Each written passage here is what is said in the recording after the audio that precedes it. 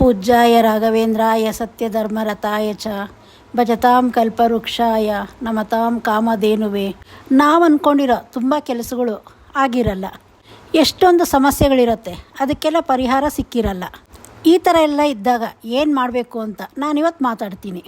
ತುಂಬ ಜನ ಅವ್ರ ಕಷ್ಟಗಳನ್ನ, ಅವ್ರ ನೋವನ್ನು ತೋರ್ಪಡಿಸ್ಕೊಳ್ಳೋಕ್ಕೆ ರಾಯರ ಸನ್ನಿಧಿಗೆ ಹೋಗ್ತಾರೆ. ಅದರಿಂದ ಎಷ್ಟೋ ಸಮಸ್ಯೆಗಳು ದೂರ ಆಗಿದೆ. ರಾಯರ ಸನ್ನಿಧಿಗೆ ಹೋದರೆ ಮುಂದೆ ನಮ್ಗೆ ಒಳ್ಳೇದಾಗತ್ತೆ ಅಂತ ಹೇಳಿ ಶಾಂತಿ, ನೆಮ್ಮದಿ ಎಲ್ಲ ಸಿಗತ್ತೆ, ಒಂದು ಧೈರ್ಯನೂ ಹುಟ್ಟತ್ತೆ. ಆದರೂ ಇನ್ನೂ ಕೆಲವರಿಗೆ ಹಲವಾರು ಸಮಸ್ಯೆಗಳಿರುತ್ತೆ. ಈ ಸಮಸ್ಯೆಗಳೆಲ್ಲ ಕಮ್ಮಿ ಆಗಬೇಕು ಅಂದರೆ ಆ ರಾಯರ ಕೃಪೆ ನಮಗಿರಬೇಕು. ನಮಗೆಲ್ಲ ರಾಯರು ಒಬ್ಬರೇ, ಆದರೆ ರಾಯರಿಗೆ ಭಕ್ತಾದಿಗಳು ಸಾವಿರಾರು ಜನ ಇರ್ತಾರೆ. ನಾವು ಮಾಡೋ ಕೆಲಸದಲ್ಲಿ ಯಶಸ್ಸು ಸಿಗಬೇಕು ಅಂದರೆ, ಯಾಕಂದರೆ ತುಂಬ ಜನ ಏನಾದರೂ ಕೆಲಸಕ್ಕೆ ಕೈ ಹಾಕ್ತಾರೆ, ಅದರಿಂದ ನಷ್ಟ ಮಾಡ್ಕೊತಾರೆ. ಯಾವುದಾದ್ರೂ ಒಂದು ಒಳ್ಳೆ ಕೆಲಸ ಮಾಡಬೇಕು ಅಂತ ಹೋಗ್ತಾರೆ, ಆ ಕೆಲಸನೂ ಅರ್ಧದಲ್ಲೇ ನಿಂತೋಗುತ್ತೆ. ಈ ಎಲ್ಲದಕ್ಕೂ ಪರಿಹಾರ ಏನು ಅಂದರೆ, ನೀವು ಮಂತ್ರಾಲಯಕ್ಕೆ ಹೋದಾಗ ಅಲ್ಲಿ ರಾಯರ ದರ್ಶನ ಮಾಡಿದಾದ್ಮೇಲೆ ಅಲ್ಲಿಂದ ಮಂತ್ರಾಕ್ಷತೆ ತೊಗೊಂಬಂದು ಮನೇಲಿ ಇಟ್ಕೊಳ್ಳಿ. ಇದನ್ನು ದೇವ್ರ ಮನೇಲಿ ಇಕ್ಕಿ ಪೂಜೆ ಮಾಡಿ. ನಿಮಗೆ ಯಾವುದಾದ್ರೂ ಸಮಸ್ಯೆ ಇದ್ದಾಗ ರಾಯರಿಗೆ ಪೂಜೆ ಮಾಡಿ, ಆಮೇಲೆ ಮಂತ್ರಾಕ್ಷತೆಗೂ ಪೂಜೆ ಮಾಡಿ. ನಿಮ್ಮ ಸಮಸ್ಯೆನ ಅದ್ರ ಮುಂದೆ ಹೇಳ್ಕೊಳ್ಳಿ. ಮತ್ತೆ ಸ್ವಲ್ಪ ಮಂತ್ರಾಕ್ಷತನ ತಗೊಂಡು ನಿಮ್ಮ ಜೊತೇಲಿ ಇಟ್ಕೊಳ್ಳಿ. ರಾಯರನ್ನ ಮನಸಲ್ಲೇ ಪ್ರಾರ್ಥನೆ ಮಾಡಿ. ಆಗ ಇರೋ ಸಮಸ್ಯೆ ತಾನಾಗೇ ಕಮ್ಮಿ ಆಗ್ತಾ ಹೋಗುತ್ತೆ. ಇದೇ ಥರ ನೀವು ಯಾವುದಾದ್ರೂ ಒಳ್ಳೆ ಕೆಲಸಕ್ಕೆ ಹೋಗ್ತಾ ಇದ್ದೀರಾ ಅಂದರೆ, ಆ ಕೆಲಸ ಪೂರ್ತಿ ಆಗಬೇಕು, ಅದರಿಂದ ನಿಮಗೆ ಜಯ ಸಿಕ್ಕಬೇಕು ಅಂದರೆ, ನೀವು ಆ ಕೆಲಸಕ್ಕೆ ಹೋಗೋದಕ್ಕಿಂತ ಮೊದಲು ಸ್ನಾನ ಮಾಡಿ ಪೂಜೆ ಮಾಡಿ, ಮನೆಯಲ್ಲಿ ರಾಯರನ್ನ ಜಪ ಮಾಡಿ, ರಾಯರಿಗೆ ಹೇಳ್ಕೊಳ್ಳಿ, ನಾನು ಈ ಥರ ಇಂಥ ಕೆಲಸಕ್ಕೆ ಹೋಗ್ತಾ ಇದ್ದೀನಿ, ಇದರಿಂದ ನನಗೆ ಒಳ್ಳೇದಾಗಬೇಕು ಅಂತ. ಮತ್ತು ಆ ದೇವ್ರ ಮನೇಲಿರೋ ಮಂತ್ರಾಕ್ಷತೆನ ನಿಮ್ಮ ಜೊತೇಲಿ ತೆಗೆದಿಟ್ಕೊಳ್ಳಿ.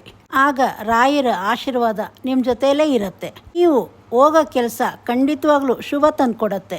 ನೀವು ಹೊಸದಾಗಿ ಏನಾದರೂ ಶುರು ಮಾಡಬೇಕು ಅಂತ ಇದ್ರೇನು ಇದೇ ರೀತಿ ರಾಯರಿಗೆ ಪೂಜೆ ಮಾಡಿ, ರಾಯರನ್ನ ಕೇಳ್ಕೊಳ್ಳಿ.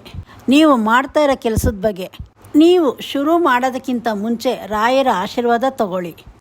ಅದೇ ರೀತಿ ಮಂತ್ರಾಕ್ಷತೆನ ತಗೊಂಡು ನೀವು ಎಲ್ಲಿ ಕೆಲಸ ಶುರು ಮಾಡ್ತಾ ಇದ್ದೀರೋ ಅಲ್ಲಿ ಇಟ್ಕೊಳ್ಳಿ. ಮತ್ತು ನಿಮ್ಮ ಹತ್ರ ಸ್ವಲ್ಪ ತೆಗೆದಿಟ್ಕೊಳ್ಳಿ. ನೀವು ಯಾವ ಜಾಗದಲ್ಲಿ ಬಿಸ್ನೆಸ್ಸು ಶುರು ಮಾಡಬೇಕು ಅಂತ ಇರ್ತೀರೋ ಅಲ್ಲಿ ದೇವ್ರ ಮನೆ ಇದ್ದೇ ಇರುತ್ತೆ. ಆ ದೇವ್ರ ಮನೆಯಲ್ಲಿ ಈ ಮಂತ್ರಾಕ್ಷತೆನ ಇಟ್ಕೊಳ್ಳಿ. ಡೈಲಿ ಪೂಜೆ ಮಾಡ್ತಾ ಹೋಗಿ. ಆಗ ಇದು ನಿಮಗೆ ಯಾವ ರೀತಿ ಯಶಸ್ಸು ತಂದುಕೊಡತ್ತೆ ಅಂದರೆ, ಹೆಚ್ಚಾಗ್ತಾನೆ ಹೋಗುತ್ತೆ. ನೀವು ಇದು ಮಾಡೋದ್ರ ಜೊತೆ ನಿಮ್ಮ ಪರಿಶ್ರಮನೂ ಇರಬೇಕು. ನಾವು ತುಂಬ ಕಡೆ ಎಲ್ಲ ನೋಡ್ತಾ ಇರ್ತೀವಿ, ತುಂಬಾ ಕಷ್ಟಪಟ್ಟು ಕೆಲಸ ಮಾಡ್ತಾ ಇರ್ತಾರೆ, ಅವರ ಜೀವನ ಪೂರ್ತಿ ಕಷ್ಟದಲ್ಲೇ ಕಳೆದೋಗುತ್ತೆ. ಆದರೆ ನಾವು ಕಷ್ಟಪಟ್ಟು ಮೇಲೆ ಬರಬೇಕಂದ್ರೆ ಆ ಗುರುಗಳ ಆಶೀರ್ವಾದ ನಮಗಿರಬೇಕು. ಆಗ ಆ ಗುರುಗಳೇ ನಮಗೆ ಹೊಸ ಮಾರ್ಗ ತೋರಿಸ್ತಾ ಹೋಗ್ತಾರೆ. ನಾವು ಪಟ್ಟ ಪರಿಶ್ರಮಕ್ಕೆ ಫಲ ಸಿಗತ್ತೆ. ನಾವೇನೇ ಮಾಡಿದ್ರು ಆ ದೇವರ ಅನುಗ್ರಹ ಇಲ್ಲ ಅಂದರೆ ನಾವೇನು ಸಾಧನೆ ಮಾಡೋಕ್ಕೆ ಆಗಲ್ಲ. ನಾವು ಮಾಡೋ ಕೆಲಸದಲ್ಲಿ ಜಯ ಸಿಗಲ್ಲ.